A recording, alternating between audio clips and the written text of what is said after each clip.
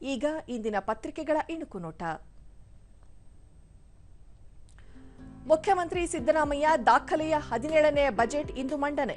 ಬೆಳಗ್ಗೆ 10:15ಕ್ಕೆ ಮಂಡನೆಗೆ ಕ್ಷಣಗಣನೆ.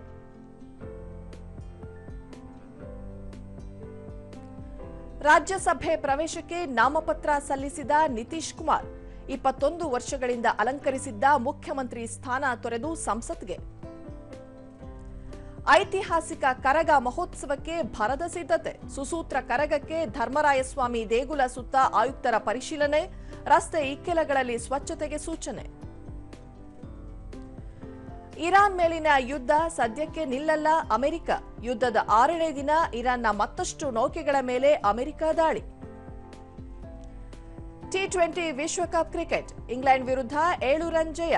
ಜಾಕೋಬ್ ಶತಕ ವ್ಯರ್ಥ. 4ನೇ ಬಾರಿ ಭಾರತ ಫೈನಲ್ಗೆ. Bharat Kiwis final. ಇವು ಇಂದಿನ ಪತ್ರಿಕೆಗಳ ಪ್ರಮುಖ ಸುದ್ದಿ. ಉಳಿದಂತೆ ಉತ್ತಮ ವಿಮಾನ ನಿಲ್ದಾಣದ ಗರಿ. ಬೆಂಗಳೂರು ವಿಮಾನ ನಿಲ್ದಾಣಕ್ಕೆ ಸತತ 4ನೇ ವರ್ಷವೂ ಸಂದಗರಿ.